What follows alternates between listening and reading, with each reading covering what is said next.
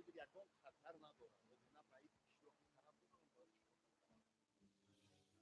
company is providing the solar energy solutions for building and household and solar farms. Like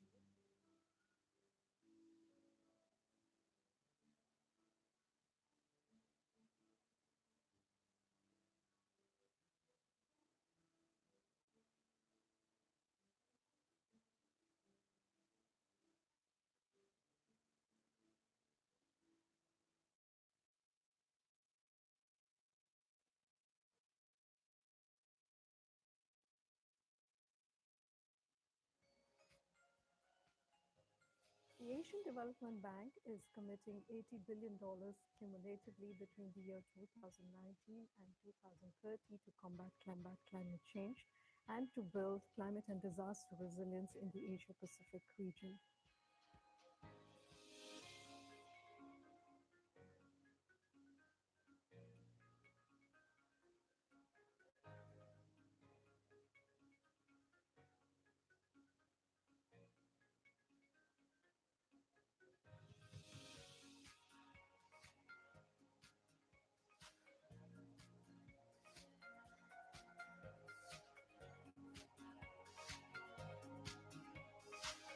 This makes us the first regional development bank to make such an ambitious commitment.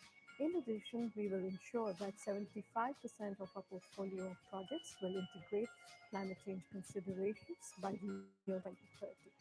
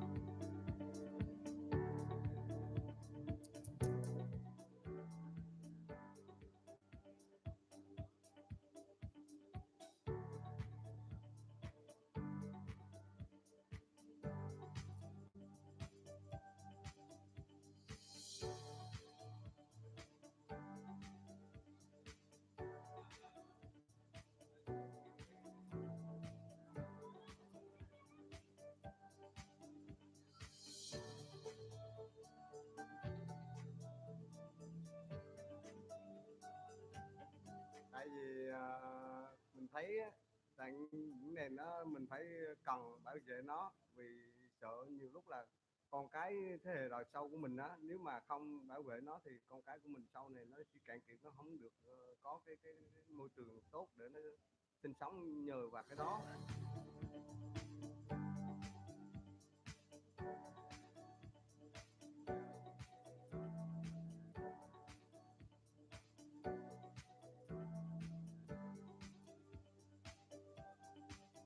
Để hai nữa mình nhắc nhở con mình, đó là bao mình bảo vệ cho con mình, mai sau nó thấy cái đời của mình là bảo vệ tốt thì nó bắt chước để nó thế hệ sau nữa.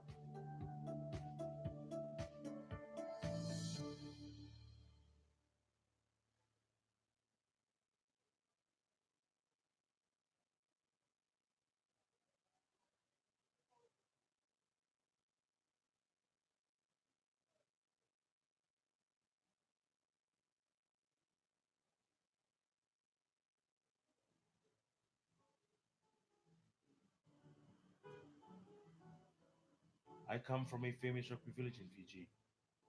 People say it's a rugby village in Fiji because many rugby players that come from my village have represented Fiji, Australia, and other international rugby clubs across the world. Hola Vanaka, my name is Samuel Akurinjani. I'm the director of Kainidola, a community-based organization here in Fiji. For me, to come back from Australia and to see where we used to play when we were kids, when we were growing up, hanging out at the beach, was no longer there. Why? Because the waves have taken over, and now we have to play inland in the school compound. And that's why I decided to make a move, try and save my community. Because for us in Fiji, what women say. What our community have decided to do was step up and do something. So we started off with a mangrove rehabilitation project. Got the community together in a week, and we bought mangroves, started planting them along the shoreline in Amakakula. And we've planted over 300 mangroves now, and still counting. We are working towards planting more to safeguard our beach from being eroded. All we can do here in the Pacific is to adapt.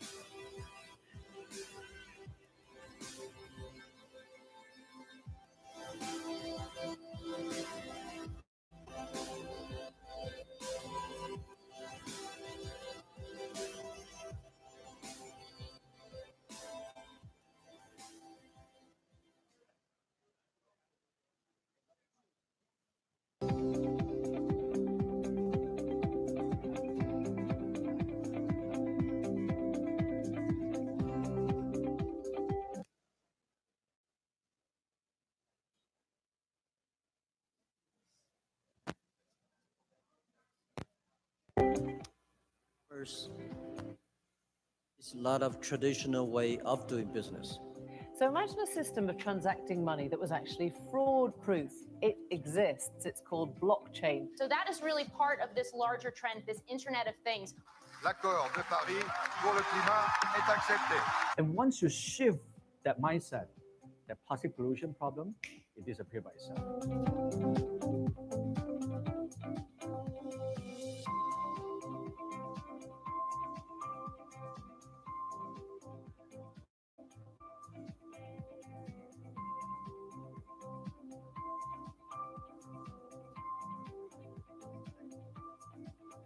To beat plastic pollution and make this planet a better place to live.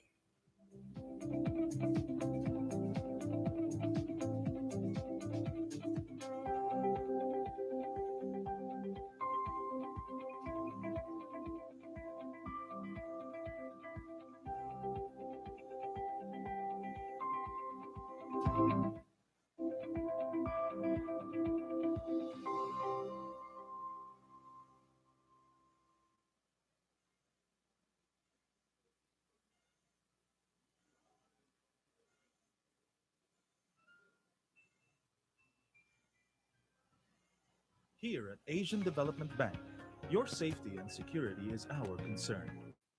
Mga tiguyang ang palibot ay nagbag-o na ug saan amo barangay tagtabangan ng EDB para paghimo ng siwol para protektahan ang kabayadan sa pagtaas ng tubig. مبلغ شد ای بند سروش انا کردیم انا او دیگه اون خطر نداره او دیگه نه بعید شوخی طرف داره باید شوخی. My company is providing the solar energy solutions for building and household and solar farm, like to lead the clean energy sectors to the communities and like to spread up the knowledge to all over the Asia. If you do it in a clever way, I mean climate action, you will create new opportunities for doing business actually. Yeah?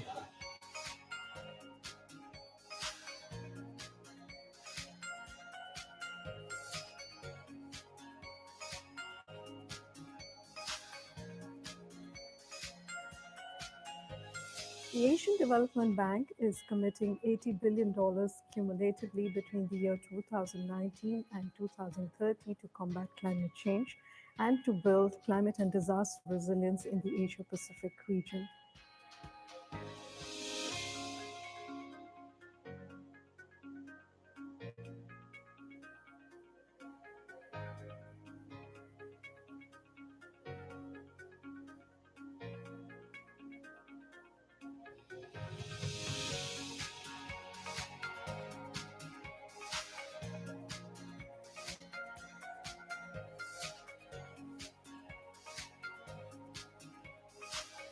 This makes us the first regional development bank to make such an ambitious commitment. In addition, we will ensure that 75% of our portfolio of projects will integrate climate change considerations by the year 2030.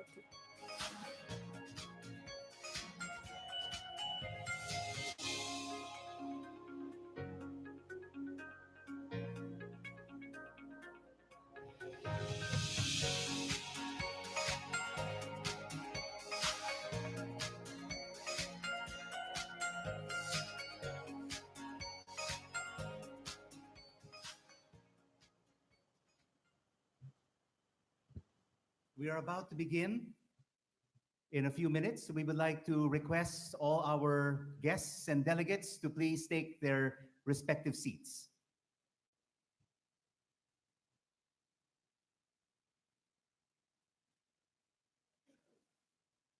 And before we kick off this 6th Asia Pacific Climate Change Adaptation Forum, we would like everyone to get involved in the social media platform. So does everyone here have a smartphone? Or is everyone stuck to a 2 or 2.5G phone? Does everyone have a smartphone? Does everyone have an Instagram? Yes? Facebook? Twitter? Snapchat? Oh, that's too millennial. I don't even have a Snapchat. But I know everyone has an Instagram. So if you have those 3 social media platforms, we want to engage you. We want you to engage us as well. Your feedback, share your photos with our friends here at the Asian Development Bank, our panelists, our guests of honor. The hashtag is APAN2018. That's hashtag APAN2018. Okay, so I'm sure a lot of you have already taken pictures. You've already met some former colleagues, friends, and there are quite a number of celebrities here in this room, have selfies, Wi-Fis. We would like to, all of you, to please share that on your Instagram, your Twitter, and your Facebook with hashtag APAN2018. We're about to begin. We're just waiting for one guest. Oh, he has arrived. Thank you very much.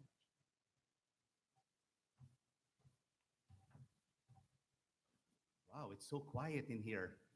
We've got to get the energy out of everyone. I like that. Magandang umaga. Good morning, everybody. Mabuhay. Welcome to the Philippines. Woo! That's the kind of energy I want over the next 3 days. So we are here live from the Asian Development Bank in Manila, and this is the Asia Pacific Climate Change Adaptation Forum. The 6th. I would like to introduce myself. I'm sure none of you know who I am. Oh, wow. I get a laughter from the crowd. That means maybe just 1 or 2 of you know who I am. I am Rico Hizon from BBC World News, and I am your MC and moderator. So this is indeed a very important 3 days for all of us because we have gathered movers and shakers from all over the world to discuss through plenaries and parallel sessions this important theme for this year, which is enabling resilience for all, avoiding the worst impacts.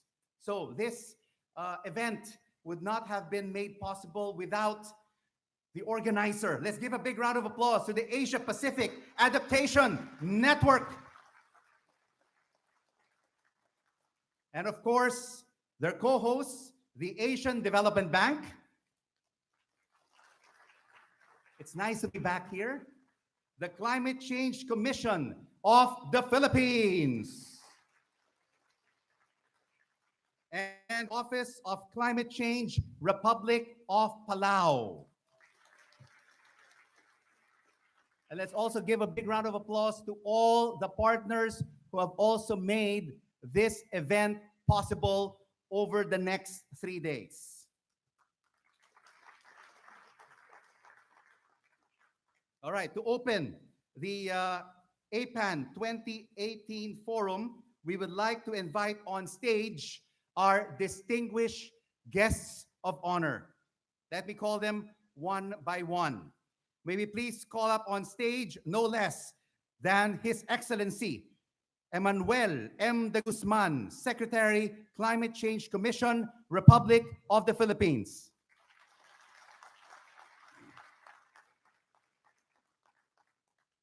His Excellency Albuchel Sadang, Minister of Finance, Republic of Palau.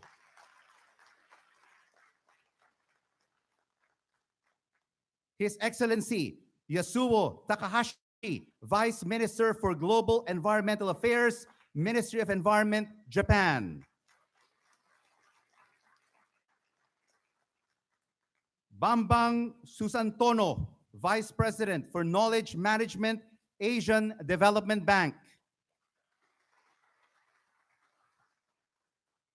Yusef Nasef, Director, Adaptation, United Nations Framework Convention for Climate Change. And the Regional Director for the UN Environment, Asia and the Pacific Office, Beshen Sering.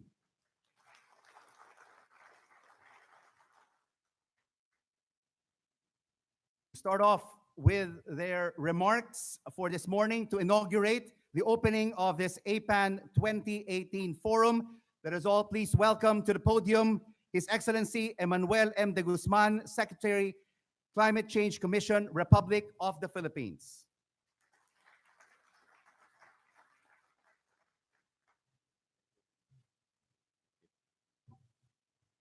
Excellencies, esteemed colleagues, participants of APAN, good morning and welcome to Manila. I hope that those of you from abroad and from other provinces had a good flight in. I also hope the good weather holds. It seems to the casual observer that it would take a literal disaster for climate discourse to enter mainstream consciousness. A hurricane in the Caribbean, water levels threatening to engulf entire island nations in the Pacific, another super typhoon in Southeast Asia. Last week, however, I was surprised to see my social media feed flooded with viral articles on climate change. This time, however, the stories were not about another disaster that claimed hundreds of lives or billions of damages, but about the recently concluded IPCC meeting. The headline from The Guardian said, "We have 12 years to limit climate change catastrophe."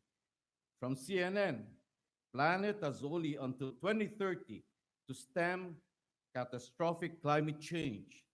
From the New York Times, major climate report describes a strong risk of crisis as early as 2040. These headlines echo sentiments we have all known for a while. Climate change is not a specter on the horizon. The disasters are not looming or impending. They are happening now, and they will only get worse if we continue with business as usual.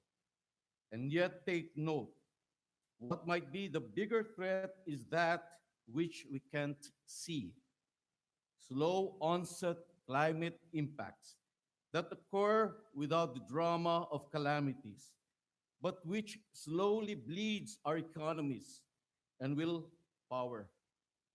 Rising seas, soaring oceans, less rainfall here, more rainfall there, that does not result in massive flooding or severe drought, but which are causing entire agricultural communities to collapse.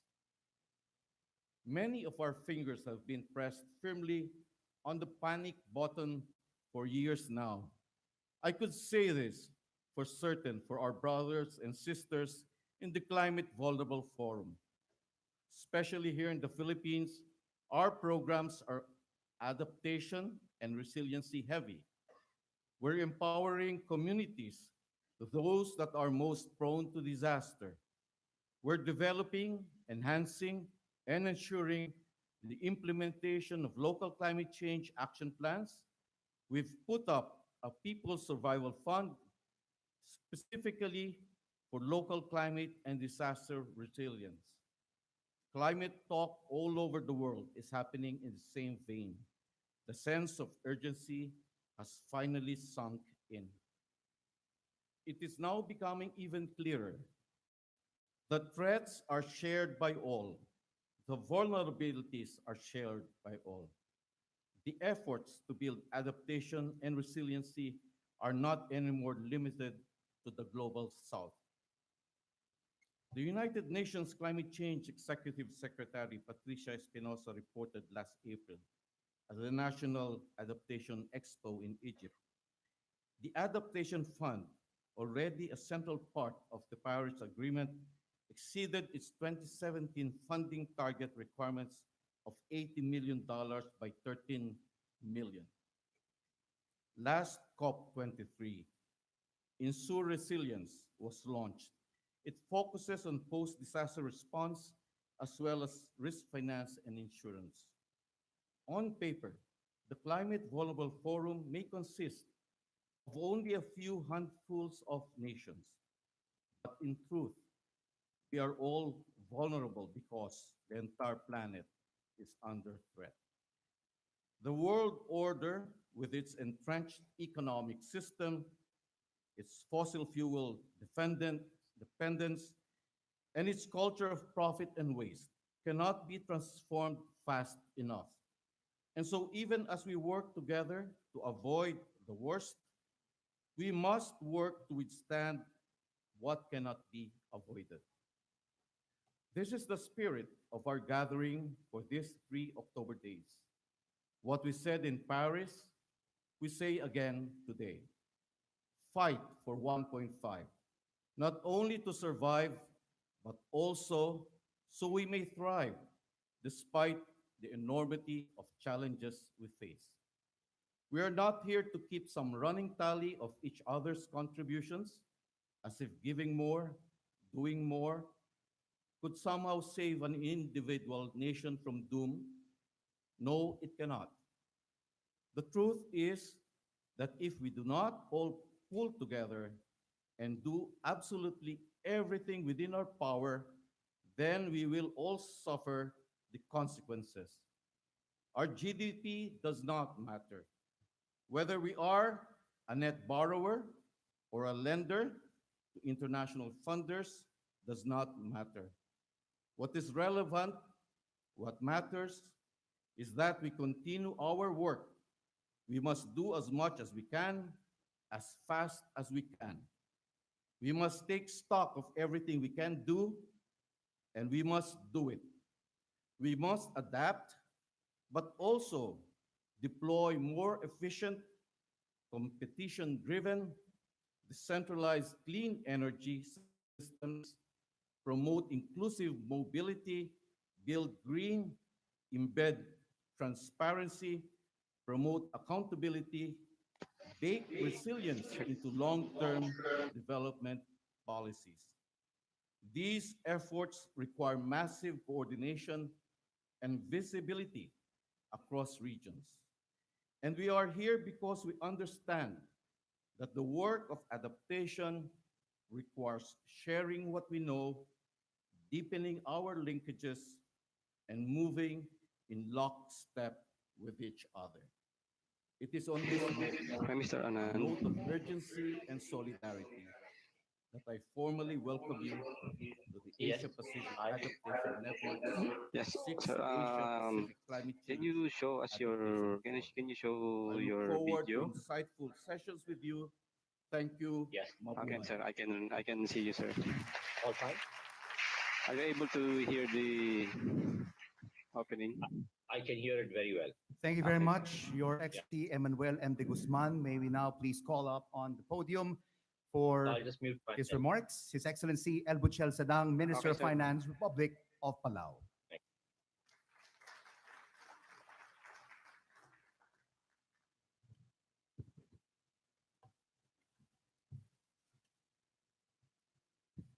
Ali, good morning.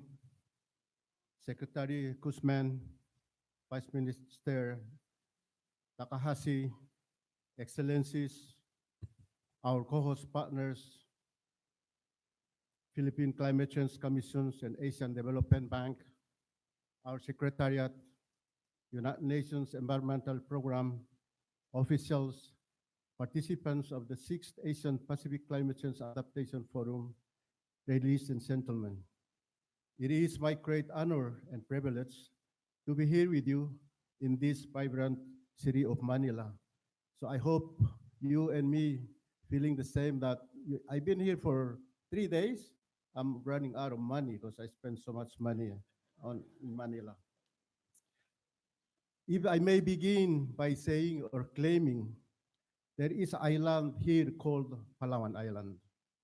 And within the Palawan, there is municipality, some of you here may know, the municipality of Coron. In our republic, our main municipality of Coron. So you see, Secretary, I'm starting to claim your country already. Yeah. As a Palau, as a people of Palau, we refer as Palawan. And our main city or municipality called Koror. So I'm not a historian, but there are some ancestral connection here, Secretary. Ladies and gentlemen, in a serious note, with the current rate of global warming, we'll soon have no ice to break. In today's sobering reality, perhaps there is nothing more connect us all than the challenge we face from climate change.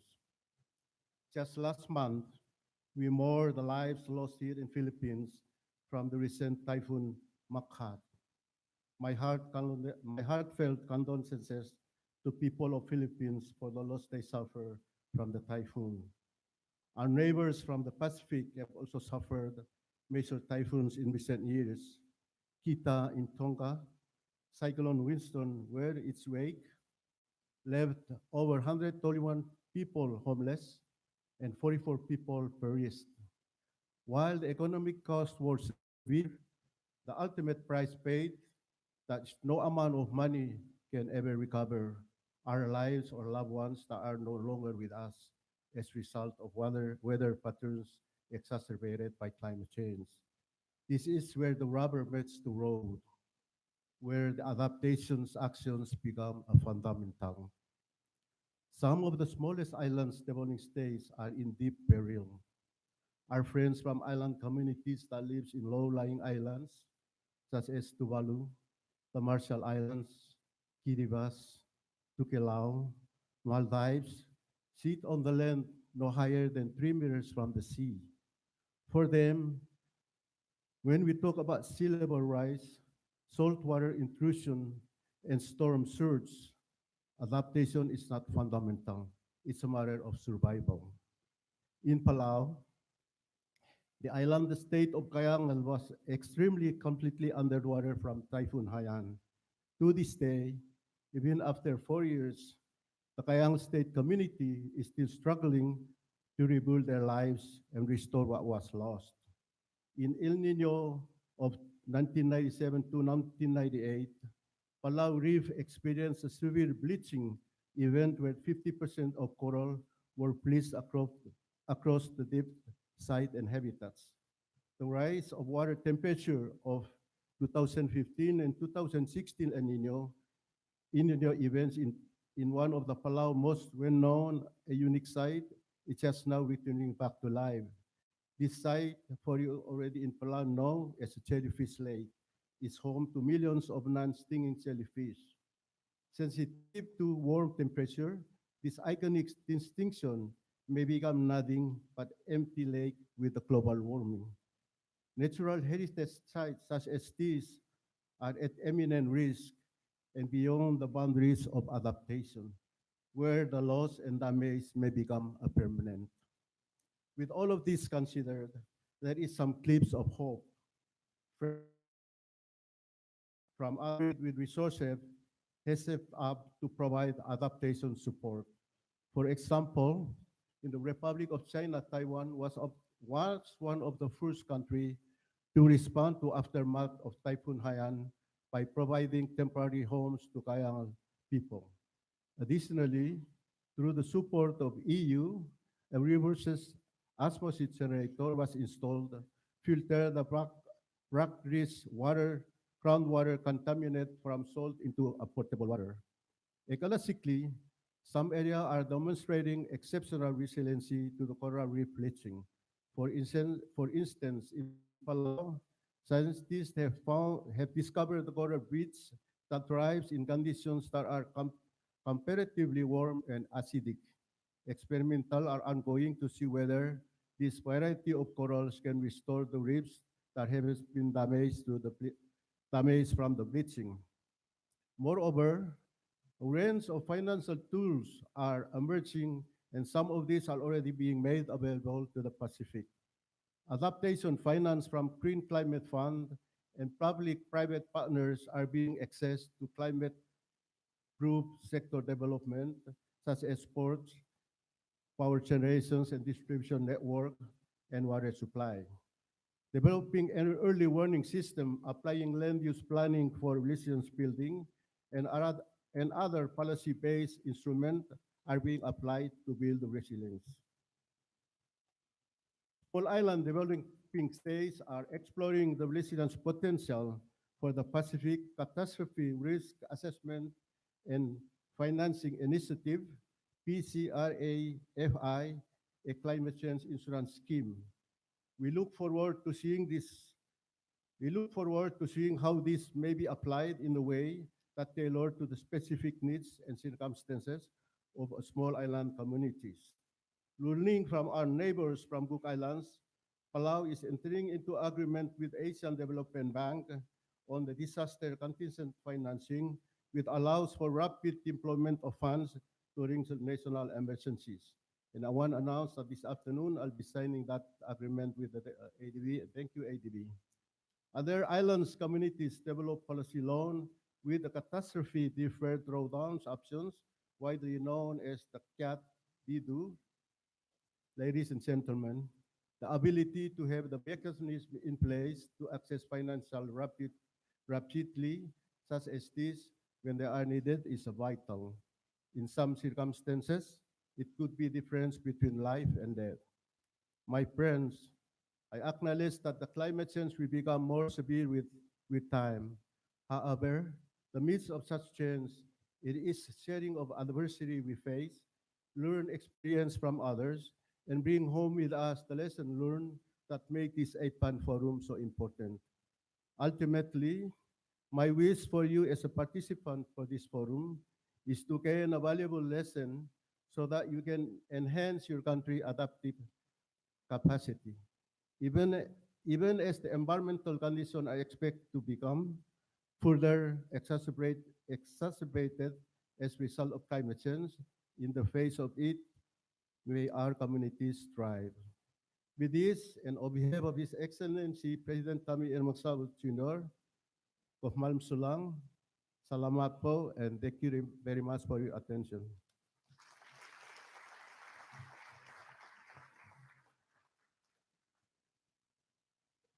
Thank you very much, Your Excellency. And the Philippines will surely be pleased that you're enjoying your time here in the country.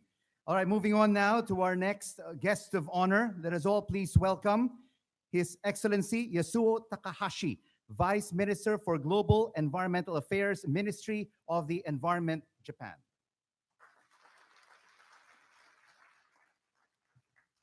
Secretary Emmanuel de Guzman, Minister Erbchel Sandat, Vice President Bambang Santono, Excellencies, distinguished guests and participants, ladies and gentlemen, good morning. On behalf of our ministry, as one of the partners of the Asia Pacific Adaptation Network, I would like to make a statement at the opening of the 6th Asia Pacific Climate Change Adaptation Forum.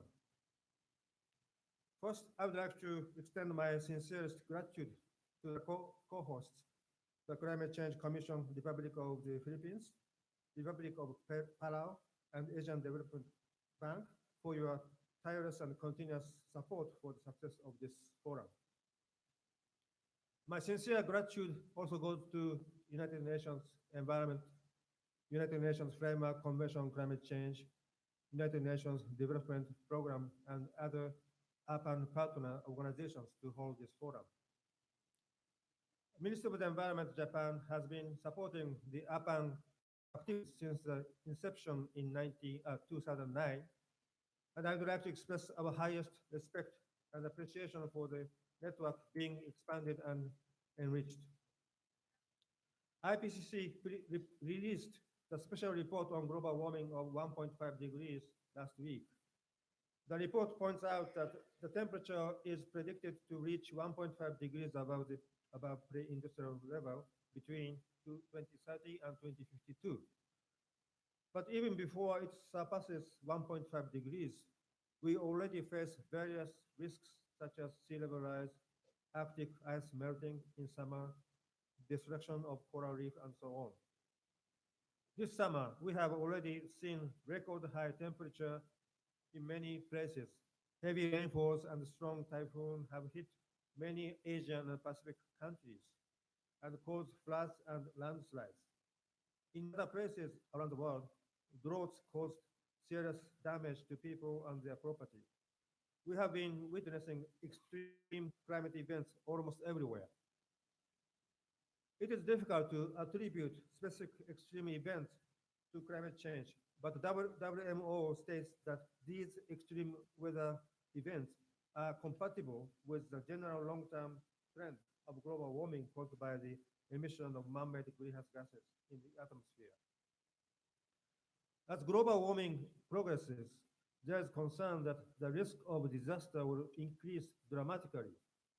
It is imperative to strengthen our efforts to make the society more resilient to climate change. In June this year, Japan formulated the Climate Change Adaptation Act. I'd like to share further details related to this new law in the plenary session this afternoon. This law stipulates clear roles of national and local governments, private sectors, and citizens to promote adaptation efforts.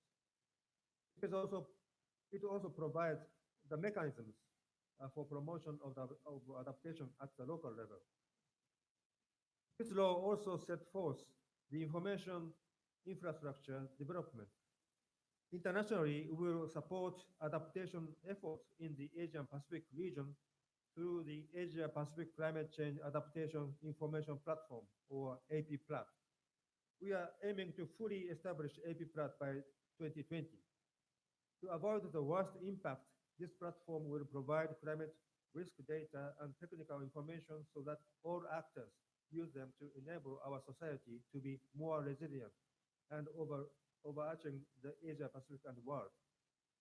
Ladies and gentlemen, the coming COP24 is especially significant, where the guidelines for the implementation of the Paris Agreement will be formulated. To complete this process, we need to demonstrate strong political will, and it's also necessary to accumulate domestic dialogues involving various stakeholders and to share the experience. It enhances our efforts to resolve those challenges. Ministry of the Environment of Japan is willing to support this forum and APAN to contribute to global dialogue for climate change adaptation through the biggest regional adaptation network. In addition, I would like to announce that Japan will serve as a host country for the next year's G20 summit. And we will hold the Environment and Energy Ministerial meeting of G20 in June, 2 weeks before the G20 summit. In the meeting, we will also discuss climate change adaptation. So we expect that the output from this forum will also contribute to the G20 ministerial meeting next year. Finally, I strongly hope that we will have fruitful and active discussions during this forum, and we will have a significant outcome which will further enhance our cooperative efforts addressing climate adaptation and sustainable development in Asia and the Pacific region, and also in a global scale. Thank you very much for your attention.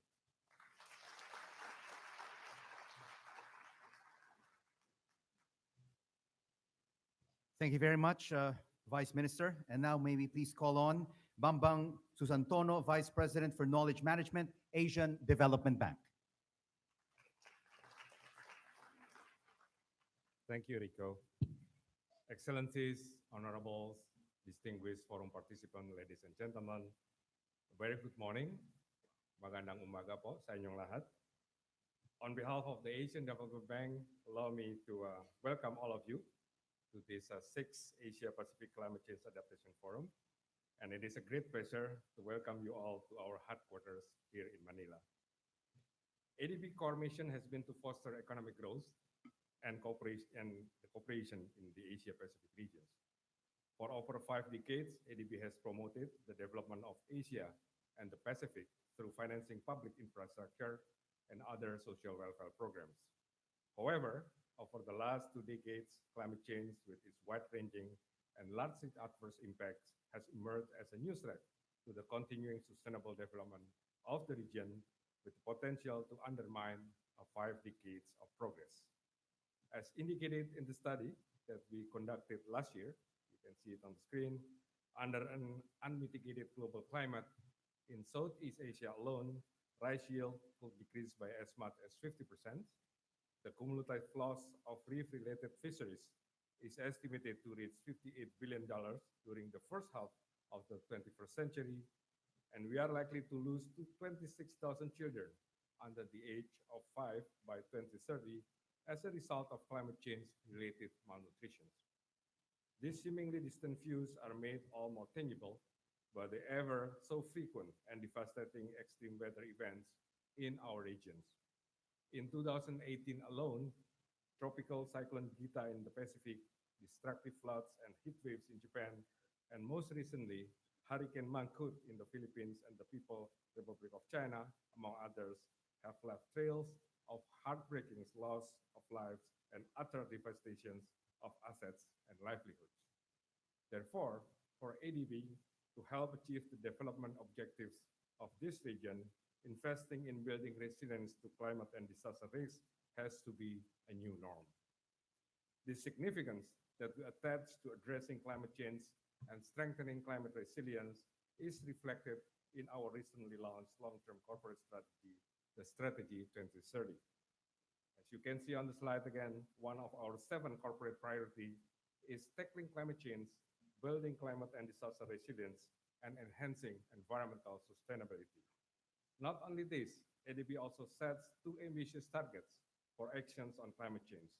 First, by targeting 75% of the number of ADB committed operations will be supporting climate change mitigation and adaptations by 2030. And second, climate finance from ADB's own resources.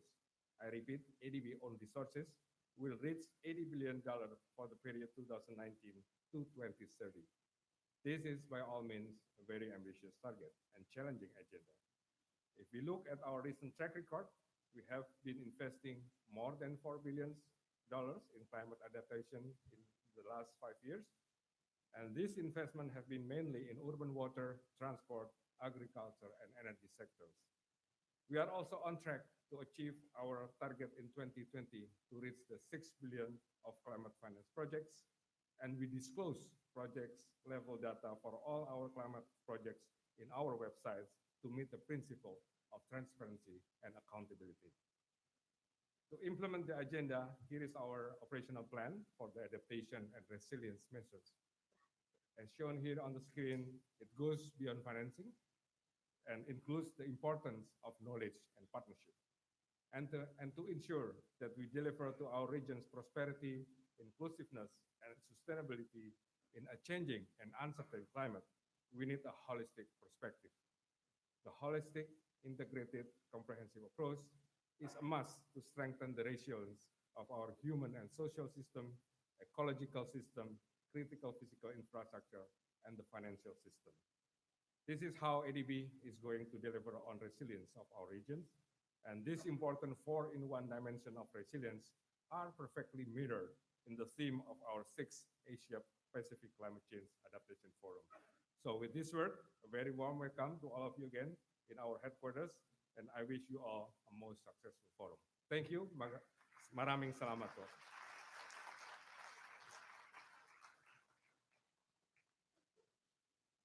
Thank you very much, Bambang Susantono. And now maybe please call on the director for the Adaptation United Nations Framework Convention on Climate Change, Youssef Nassef.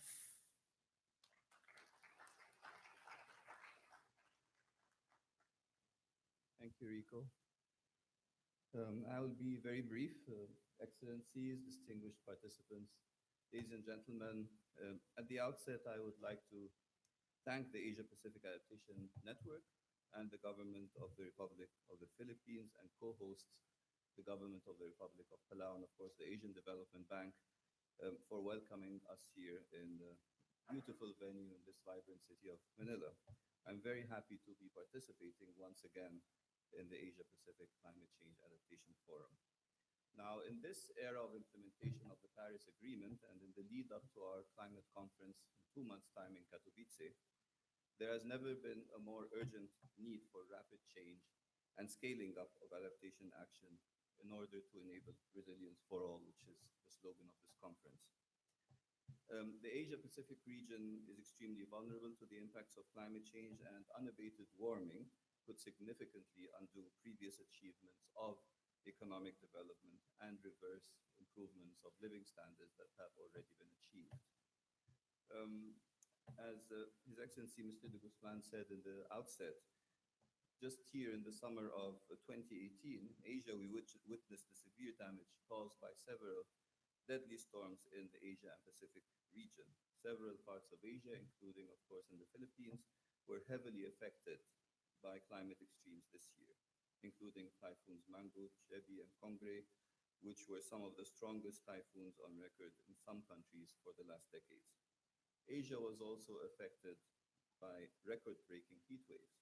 In Japan, more than 92,000 people were hospitalized for heat stroke from June to September of this year, and in Pakistan, there were 65 fatalities arising from the heat wave last May. These existing and rapidly emerging climate vulnerabilities in the Asia and Pacific region need to be addressed through a continuum of integrated approaches to build the resilience of natural support systems, societies, and their economies. But let us look forward proactively and optimistically to a future in which we can thrive and a future that is within our grasp to shape and create by way of actions that we can take today. Numerous innovative approaches are already being adopted in Asia so as to build the resilience of communities to the impact of climate change. These innovations include, for example, forecast-based financing, which the International Federation of the Red Cross and Red Crescent Societies and the World Food Programme have deployed in several Asian countries such as Bangladesh, the Philippines, and Mongolia. We've already heard about the emergence of the Insure Resilience Initiative. And there are many such pockets of innovation which provide, I think, a pull factor from the future, a future vision of resilience. And what I term forward resilience refers to our need to adopt not only resilience to a future world vision or resilience to a future impact, but also a specific vision of future development against which we need to assess our adaptation needs. We are not adapting to today or to yesterday, but to a very different aspiration and future, serving as a backdrop. In fact, the government of the Republic of Korea is kindly collaborating with us in organizing a large conference next April to specifically showcase innovation and cutting-edge adaptation processes and technologies that will tide us over to the future. And I am happy to engage with AFAN partners who would like to be part of this exciting and forward-looking event. Ladies and gentlemen, we are witnessing not only a period where a technological paradigm shift is taking place, but also closer to our climate change home, we are also witnessing a surge in climate action and ambition, supported by concrete advances in scientific and methodological work. As we already heard, only last week the IPCC adopted its special report on the global warming of 1.5 degrees centigrade. But consistent with my call for optimism, I would note that the report highlighted the possibility and feasibility of limiting global warming to 1.5 degrees, but also the need for transformative transition in many aspects of our socioeconomic activities. So it is doable and within our grasp, depending again on decisions we take today. With this, it is clear that this year's forum is taking place at a very special time and at the cusp of a transition in climate action. Ladies and gentlemen, with the very distinguished and diverse array of expertise participating at this event, I'm confident that the next days will generate much insight towards future adaptation action, and it will also undoubtedly help catalyze collaborative initiatives through the networking and engagement opportunities that the forum provides. Thank you very much for your kind attention.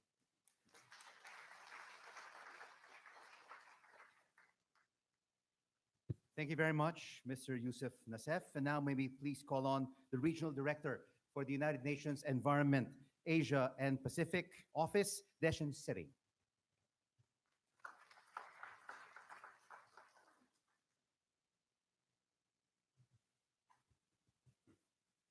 Good morning, Your Excellency Emmanuel de Guzman, Minister Ebuchel Sedang, Vice President Bambang Susantono, a sincere appreciation for co-hosting Mr. this Anand. forum.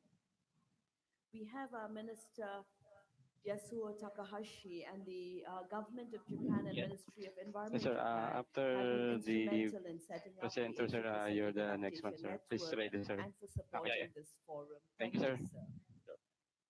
And Mr. Yusuf Nassef has been instrumental in shaping the Asia-Pacific Adaptation Network, the forum agenda, and connecting our network with initiatives under the UN Framework Convention on Climate Change, the Nairobi Work Program, and the Lima Adaptation Knowledge Initiative. So a very warm welcome to ministers, senior government officials, policymakers, participants from business, private sector, civil society organizations, academic institutions, bilateral, multilateral agencies, and partners. And I believe we have a lot of youth participants, so a very warm welcome. We have over 1,000 participants registered, and I've been informed that we have participants from 60 countries. We have many participants from Africa, and who've attended the deep dive sessions prior to the session. And a very key part of this forum is the South-South knowledge exchange. I have personally been associated with this forum from the beginning in 2009, and I would like to take you through some of the successes of the previous forum. When we look at how we've connected adaptation with development, we've addressed emerging topics, and we've strengthened partnerships. So the work that we've started on mainstreaming climate change adaptation and national plans, policies, budget processes has been proceeding well. We've seen this in Bangladesh, in Nepal, in Samoa, in Thailand. We've also increasingly seen many countries prepare climate change acts, and we've seen climate change policies across the region. In Malaysia in 2014, a small group of individuals and organizations sort of sat together and started to look at the whole Asia-Pacific loss and damage platform. And since then, I believe discussions prior to the forums take place every year on loss and damage. And we are holding this forum now on the backdrop of the recently released Intergovernmental Panel Climate Change Report on the 1.5 degrees. And my fellow colleagues have mentioned the urgency and the adverse impacts. So this forum really, where we focus on enabling resilience for all, avoiding the worst impacts, is very timely. We know that climate change resilience is imperative for our region, but while we look at efforts to build resilience, it's also important to simultaneously reduce emissions of greenhouse gases. We also look at multiple benefits of mitigating short-lived climate pollutants such as methane. We look at hydrofluorocarbons and black carbon to complement enhanced efforts on carbon dioxide emissions. And if we look at sort of efforts for short-lived climate pollutants, or we look at things related to ozone-depleting substances, we know that we can reduce emissions of at least 0.6 degrees of predicted global warming by 2050. So we know that while we enhance resilience, we have to work on climate mitigation. With regards to adaptation and adaptation planning, across our regions, our countries have been focusing on understanding impacts and vulnerabilities. They've looked at identifying, prioritizing interventions, and they've looked at implementing these interventions, but also the monitoring results and learning from this implementation. And we know that if we have resilience as an overarching goal, we have to establish mechanisms to monitor progressive resilience, and this have to be integrated into national development frameworks, including, we hope, countries' Sustainable Development Goals framework. We're also looking at national adaptation plans, and while we look at it, we have issues of common shared resources and the interconnectedness. So when we look at shared resources of water resources, whole basin, watersheds, landscapes, and these are things. So today, more than ever, we need to cooperate. We need to work on transboundary issues, and we need to work together on these very important issues. At the international level, I hope we can showcase our work and progress happening at national and regional levels through the periodic global stocktake and adaptation communication under the UN Framework Convention on Climate Change. Our region is very diverse, and all of you sitting here today working on adaptation know it. You know the diversity of scales of impacts, vulnerabilities, our different adaptive capacities. But all of us have similarities. And when we've looked across the region and we've looked at priorities you've put forward, whether it's national plans, whether it's in policies, whether it's in the nationally determined contribution, it really comes down to a few elements. We're all worried about protecting people. We're worried about avoiding impacts on socioeconomic development.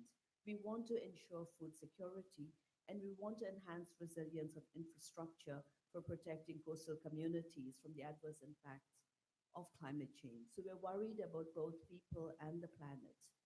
We have much to work on, and I wish you a very successful few days. The great success of the 6th Asia-Pacific Adaptation Forum, I count on each one of you to contribute, to learn, and I wish you a very successful forum. Thank you.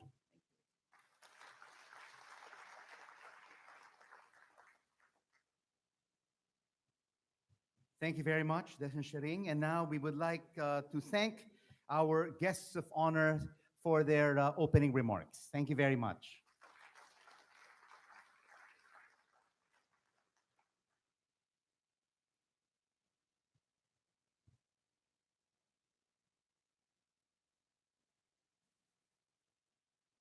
And now for the keynote address from the Netherlands. Let us all please welcome Anand Patwardhan, the Research Director, Global Commission on Adaptation.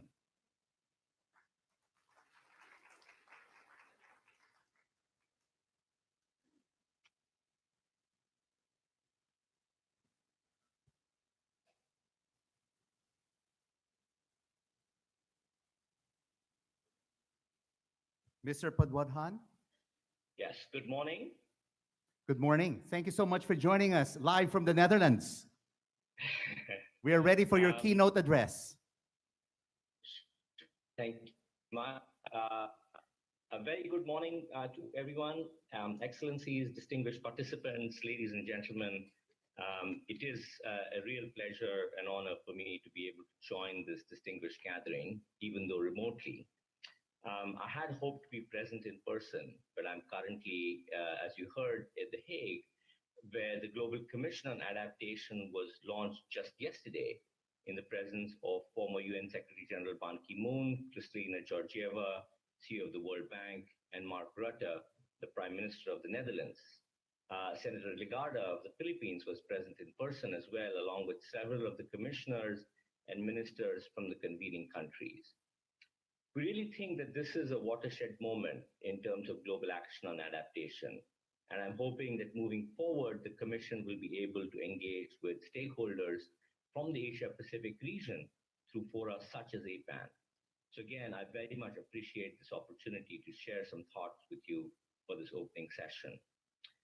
I will talk more about the Global Commission a little later, but I want to start my remarks by reflecting on another key event that happened just over a week ago and which has already been mentioned by several of the speakers in the opening session.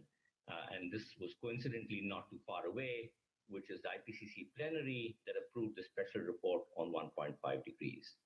Could we have slide 2, please?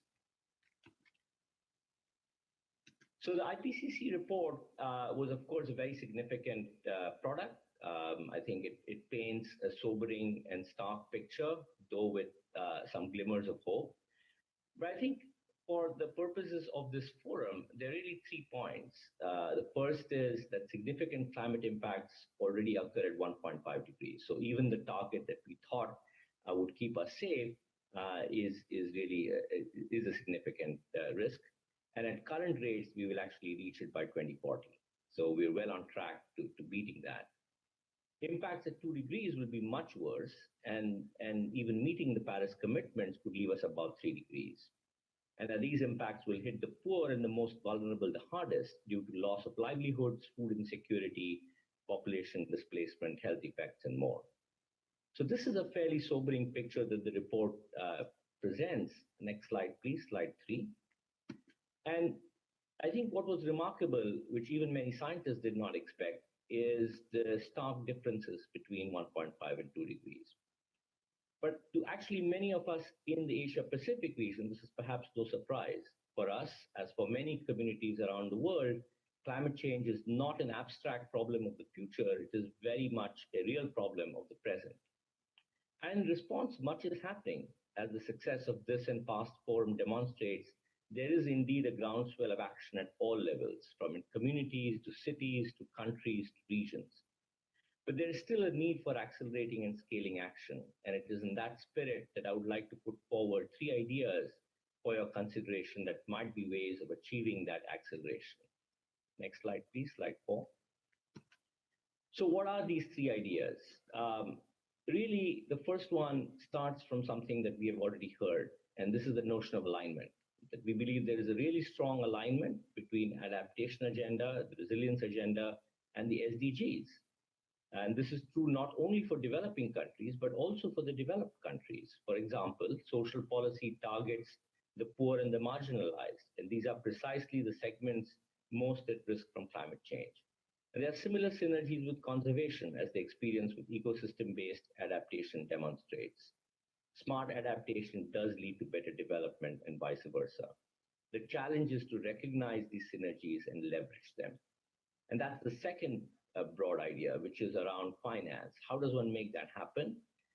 Clearly, the notion of finance for these integrated approaches is important. And the third idea I'd like to leave you with in practice is that adaptation is local, but we need to enable and scale it through systemic changes that can act as enablers. So the next few minutes, I'd like to talk a little bit more about each of these. Slide 5, please. If you come to climate resilient development, the 1.5 degree report also made a strong case for climate resilient development pathways that actually pursue the dual goals of not just limiting warming to 1.5 degrees, but also strengthening the SDGs. And in fact, there is emerging literature that supports that the strongest synergies are when these goals are pursued together, and that when we achieve these simultaneously, all the climate world. And what might this mean in practice? For example, slide 6, please. So a simple example is if you look at agriculture in our region, rice farmers who depend on pump irrigation incur additional costs that reduce disposable incomes and increase vulnerability. Many countries in our region now employ water-saving practices that reduce water use in production, which prevents and mitigates drought impacts. But it also at the same time reduces the cost of irrigation. It also reduces energy and water demand, and it also produces greenhouse gas abatement benefits. So you have actions that deliver across sectors and deliver these multiple benefits by looking at alignment. Next slide, please, slide 7. Another very good example of alignment is the alignment between the adaptation agenda and the social policy agenda, as I mentioned. Social safety nets, again, could promote both resilience and lead to improved development outcomes. So, for example, in Bangladesh, the Char's Livelihood Program helps protect recipients from losing their assets after a flood and therefore connects resilience with poverty alleviation. So this notion of alignment, I think, is a really key notion. And it sounds very appealing in theory, but how could one actually make this happen in practice? And this is where I think some fundamental changes in our approaches to mobilizing and delivering finance might be relevant. Next slide, please, slide 8. Much can be said about finance, and much has already been said even in this opening session. But I'd just like to leave one idea with you, which is the notion of nexus financing. The term nexus has become very popular in the academic literature of late. If you look at the number of papers in the food, energy, water nexus as an example. In our case, I think what this means is ways by which finance could be delivered to projects and interventions that integrate across multiple issues and multiple sectors and help break down some of the sector silos. Really take an approach that produces not just co-benefits, but multiple benefits at the same time. And this is an idea that is really, I think, getting picked up very strongly. You can see that being picked up in the multilateral space with MDBs like the World Bank and the ADB, in the environmental space with organizations like the GEF, where if you look at the Global Environment Facility portfolio, there has been strong and steady growth in what we call multifocal area projects, projects that target simultaneously both environmental objectives across different conventions and development outcomes. And similarly, in the Adaptation Fund, the goal has been to find these synergies, such as those between agriculture and water management, that will enable projects to target these multiple benefits. Next, please, slide 9. Ultimately, of course, the reality of adaptation is that this is really about action at all scales, from the individual to the household to the community and to countries.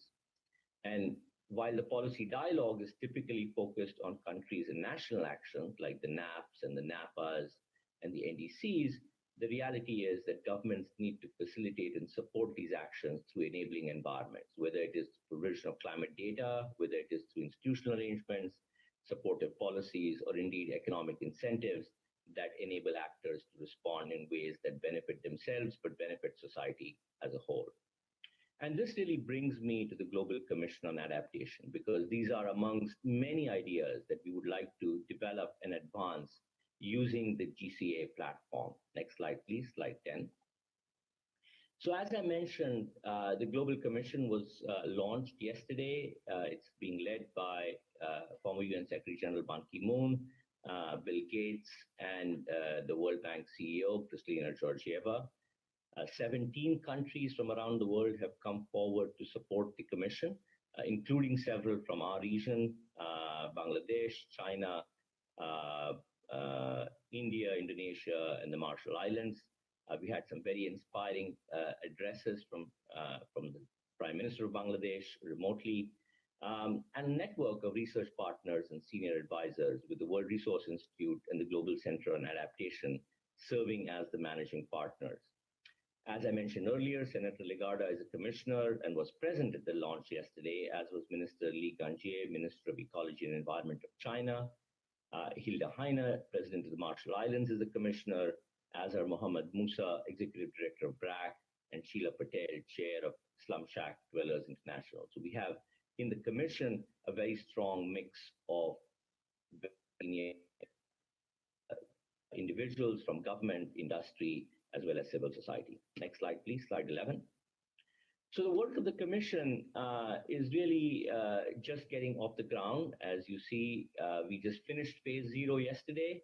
So we are now, in fact, on our first phase of analysis, engagement, and coalition building, following the launch, where we will be reaching out to research partners, to stakeholders across the world, including from the Asia-Pacific region, to convene both action tracks and also help in creating and providing inputs into a flagship report that the Global Commission will deliver at the 2019 Climate Summit. It's a personal honor for me to be leading this flagship report together with Richard Klein, who's, I think, known to many of you in the adaptation world. And we are counting on the active involvement of many here at the forum, including my good friend and colleague Salim, who will be speaking right after me. This phase will lead hopefully to a year of action, stimulated by the report and by these action tracks, and that will target the year following the climate summit in 2019, leading up to 2020. Next slide, please. What do we wish to do with the report? The report, we think, is a way of providing the setting for accelerated action, making the case, but making it in new and important ways of why adaptation, then really switching to the solution space. How do we identify solutions? How do we scale them? How do we look at what new actions need to be taken and what must be done differently? And really focusing on the enablers of change. How can we start working today to make the world a safer and better place? And importantly, from our perspective, the report process will involve strong engagement with stakeholders and research partners. Next, please. Along with the report, we will also, the Commission is very interested in developing actions and stimulating thinking on actions through action tracks, which we are still in process of formulating, but clearly they will address many of the issues that are central to the Asia-Pacific region and to the global community, whether it's food security, it's social protection, nature-based solutions, cities, and infrastructure. So I'm really hoping that the Commission will provide a platform for raising the visibility of the issue, a means for engagement, and really a means for bringing forward new ideas for what we can do to accelerate and scale action on adaptation. Last slide, please.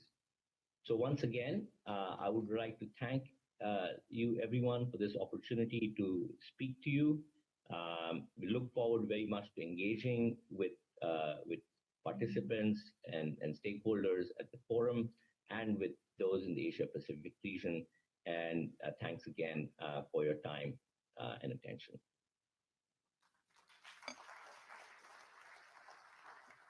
Thank you very much, Anand, joining us live from The Hague in the Netherlands. And before we begin our opening plenary session, let's hear from no less than Salim Hook, Director, International Center for Climate Change and Development.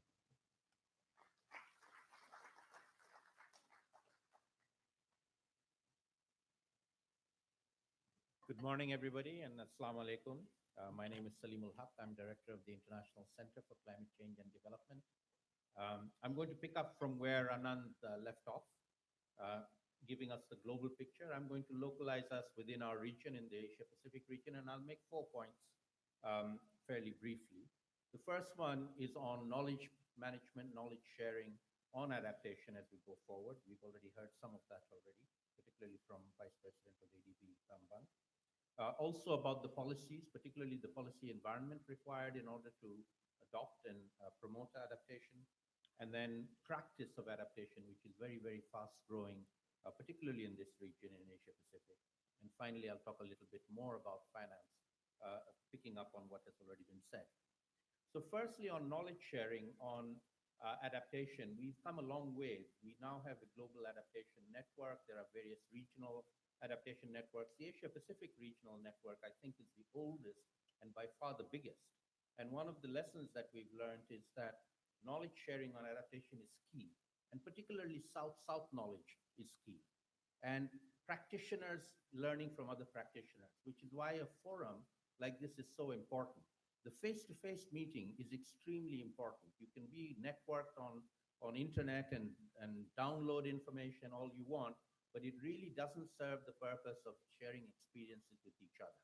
And that's why these adaptation fora that we have been running for the last 6 times over nearly 10 years or so are so important for us. And I'm hoping that the next few days, we will be able to talk to each other, learn from each other, network with each other.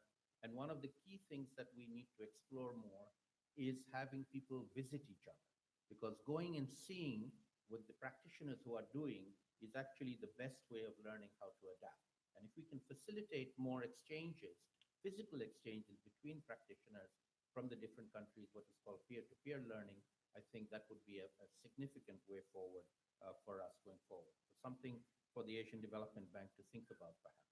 Instead of sending consultants, send the people who need to learn to go and learn from the people who are actually doing. We don't need an intermediary called an international consultant transferring that knowledge. The second point I'll make is on policy. Make a huge difference, and we are now seeing that, particularly policies to mainstream adaptation into national development, sectoral development, coastal zone management, water management, agricultural practices across the board in the Asia Pacific. I don't think any country is now not doing the kind of policy engagement that is required. Officially under the Framework Convention, we are all doing our national adaptation plans, which require that we try and integrate and mainstream adaptation into national planning. It's not an easy task to do because nobody wants to be mainstreamed. Everybody, is very comfortable in their own silos, don't like talking to other people or getting cross-learning. So it is something that we require to get over the inertia of people working within silos and get them to work across. And as Anand says, the nexus between agriculture, food, energy, these are now not isolated arenas of activity, but need to be much more integrated. And the Sustainable Development Goals are trying to do that. And climate, as you know, is one of the goals. Goal 13 is a climate goal. So integration across the sectors, we're doing a lot more, we're learning a lot more how to do that, and we need to share that knowledge in real time as we go forward. The third area that I mentioned is on practice, and I think this is where the Asia Pacific is probably ahead of most of the other regions. I'm quite familiar with what's happening in Africa, less so in Latin America, and definitely also in the North. I would say the Asia Pacific region is way ahead of many other countries in terms of many, many more stakeholders getting engaged in the practice of adaptation, including farmers, fishermen, people, NGOs, civil society, and increasingly even the private sector, which has been quite difficult to bring in on adaptation. Private sector very much more engaged on mitigation, reducing greenhouse gas emissions through renewable energy, thriving private sector, less on the adaptation side, but we're now seeing much more action from the private sector, the insurance industry, for example, the agricultural feed and agricultural development industries. And so the opportunity for making money out of adaptation is now something that we are beginning to see, and hopefully we'll be able to leverage and get more people involved. And I think the message now needs to be adaptation is not just risk management, but adaptation is an opportunity for enhancing our practices, activities, and our own development. And then the fourth and final point I'll make is on finance. We've already heard talk about that. So we are quite familiar with the global funds, the Adaptation Fund, the Global Climate, the Green Climate Fund, that is also supposed to be supporting adaptation. The GCF still having trouble in defining what they want to call adaptation and what they will fund for adaptation, but hopefully they'll solve that soon and we'll get better information and guidance from them. But we can't depend on the global funds alone. And I think the initiative that we heard from the Asian Development Bank to use their own funds for promoting adaptation is very, very welcome. I would also say that national governments now need to think about it. We can't just wait for other countries or global funds to come into our support. National governments, ministers of finance, like we heard from the minister from Palau, need to be putting this into their own budgets in terms of funding adaptation. And I can speak for my government, Bangladesh. We have a climate change fund where the finance ministry every year for the last almost 10 years has been putting well over $100 million into climate finance from the national budget. And at the same time, obviously looking for external finance from the global community, but not waiting for that and not depending on that.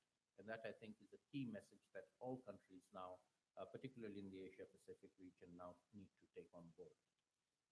Before I end, I want to just pick up one other point, which actually has been mentioned by Dechen Sering, which is that we now are actually well beyond simply thinking about adaptation as being the only solution. The events of the last few weeks with the super typhoon in the Pacific and the hurricanes in the Atlantic, particularly Hurricane Florence that hit a few weeks ago, the South and North Carolina in the US, and Hurricane Michael that is still in the US.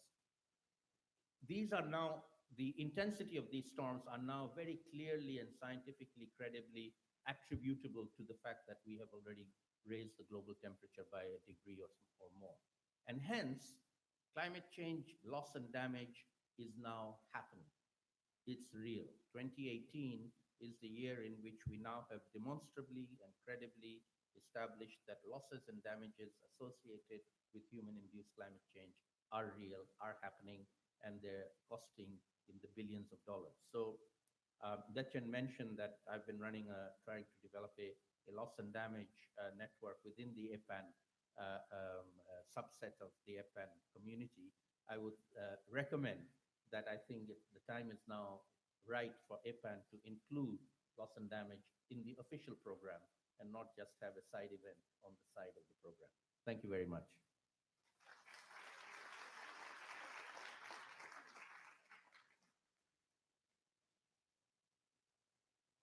Thank you very much, Mr. Hook. And we would like you to remain, please, on stage and join us for our next piece of topic for this morning, which is our first plenary, which is on the intergenerational dialogue. And Mr. Hook, you mentioned earlier that we should be talking to each other, we should be learning to each other, and we should be visiting each other. And I believe that we should listen to our next batch of young champions of the environment. They're 13 years old, they're 18 years old, and they're 28 years old. And they really have brilliant ideas about the environment. Let us hear from them on how they will address this intergenerational problem. So we have an interesting panel because we have, of course, you and our other experienced champion and 4 youth heroes who are all very driven, who are all very passionate and love what they're doing. And they will be sharing with us their journeys and their experiences. So let's please welcome them up on stage. First of all, a veteran who has been a champion of the environment for quite a number of years. Let us all please welcome the Presidential Special Envoy for Climate Change, Republic of Indonesia, His Excellency Rahmat Witteler.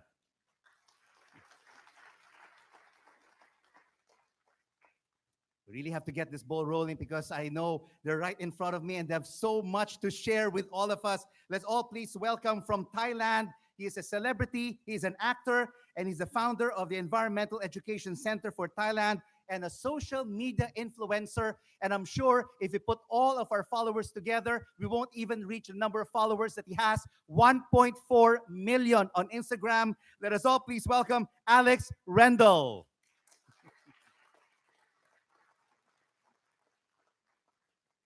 Oh, I love her energy. I watch her videos and she just basically bounces off her seat and jumps out of the television set and all her videos. She is the founder of Planet Cora and a UN advocate for life below water.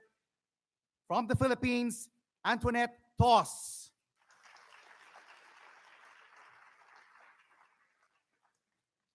I never thought that I was 13 years old that I would even be aware of what is happening around me, saving the planet, being a champion of the environment. But here she is with us in Manila. Dina Farouk Malik, co-founder of SEPLAA, Young Leaders Club, and international author, Pakistan, youngest APAN delegate in Colombo, Sri Lanka, 2016. She was just 11 years old then, and now she's 13. Let us all please welcome on stage Dina Malik. A great example for all the youth. I wish my son were like her. And the chairlady of the heirs to our oceans from Palau. She's only 18 years old and she already is a social entrepreneur. I wish when I was 18 years old, 34 years ago, I would be like her. Let us all please welcome Miel Siqueira Holm.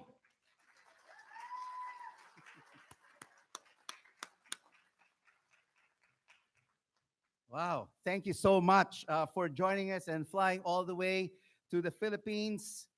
We will be getting their experiences and they'll be sharing with us basically what they have done, what can be done, and what can be done better in their respective advocacies. But of course, let's start off with no less than Mr. Whittler, and who will share with us what progress have you seen over the years to foster resilience at three levels: the national, the local, and of course, when it comes to international negotiations.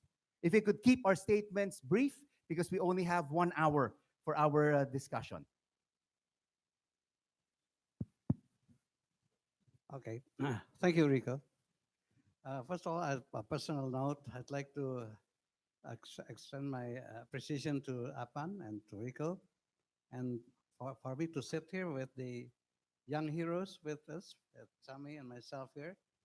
It is telling that I'm very impressed and humbled to sit with you because we are talking about you, not us. So just as a statistic, I think your ages combined is less than my age now. So you're 4 times as important than myself. That is why I'll keep my comments not for 2 minutes, only for 1 minute. I'll listen to them. First, the most important thing is that I would claim that we have got some progress internationally. We have now come to the conclusion that adaptation and resilience is important in climate change. I would like to, just a bit risky, to speak for my generation that maybe we have kind of been overconfident in not recognizing adaptation and resilience in the climate agenda, because we've been doing that only in 2010. This adaptation and the resilience only 1 or 2 years is in the conversation. That is why we have to be more diligent in doing that, and we have to be aware that this is the case.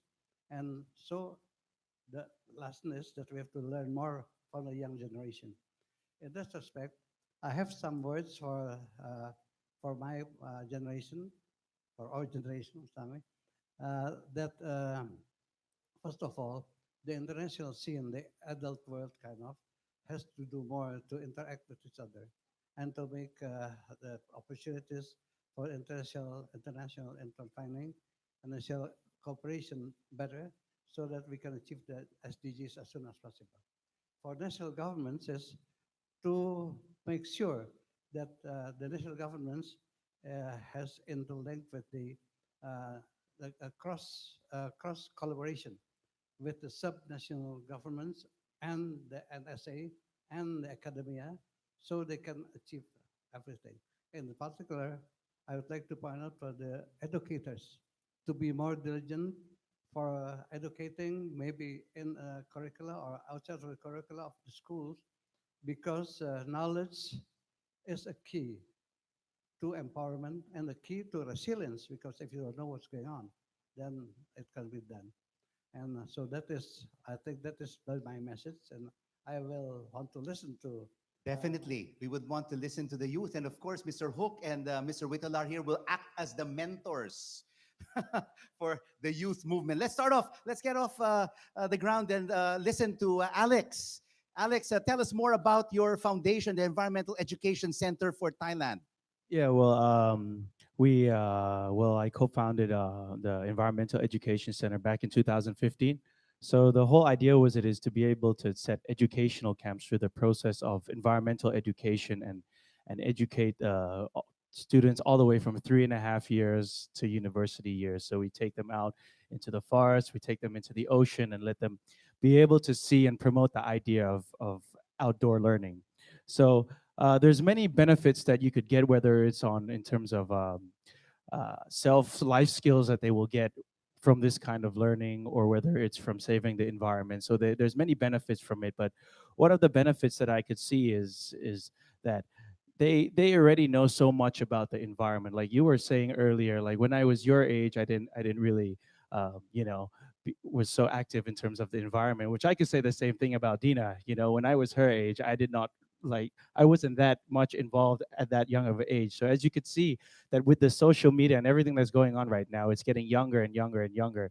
And to be able to have a platform like EEC, I believe that it's a great way to bring up the idea of youth empowerment for them to be able to uh, recognize that they can actually make a change. And in 10 years, 20 years time, we're going to have 100 more Dinas around the world, which I think is going to be great. And they you know, it'll be quite difficult to say that if we were to bring all my students right now and stand up and talk in this room and they're going to make a difference right away, because of course, how can they, you know, with the status, with their age, how can they really make a difference right now? But like, How do you sustain that interest among the youth? Because the youth can be very fickle. They have different preferences yeah, day in definitely. and day out. Definitely. So most of our students, they come simply because they like animals. Mostly, they like the ocean. We take them scuba diving. We take them hands-on. You know, they get to learn and see what really is going on. Like in terms of climate change, they've actually seen what the impacts are like underwater. They've actually seen it. They've actually been with the local community and interviewed them and understand what is actually going on. They know what's coming. And one thing that we're trying to promote to them is the idea of being able to adapt to every society that they go into. They're coming out of their comfort zone. When they grow older, they're going to be able to adapt in all societies. They're not going to have to wait for society to serve them. So they're going to have the ability to be able to adapt. But to answer your question, how do we keep them excited and passionate about the environment? I think that when you educate someone with a process, with an idea at such a young age, they have the ability to be able to keep it in their hearts every weekend. Like now, some of our kids don't go to Disneyland anymore. They tell their parents they don't want to go skiing in Switzerland anymore. They want to come on a butterfly and insect camp right outside of Bangkok, and that's the truth. And I've seen that, and I'm be like, wow, these students, they're really passionate. They're really eager to learn. They really want to make a difference. They're becoming environmental advocates at such young ages. They're talking in front of large audience, showing the way that they think and showing that. And you know, if they grow up and they become CEOs, they're when they become managers, we have like great leaders. And I think Bangkok and Thailand is in safe hands once these students grow up and become, you know, real leaders. So I really believe that they're gonna make a difference. Wow, I love the energy. I Thank love you. the energy. I love the passion. Thank you so much, Alex. What about you?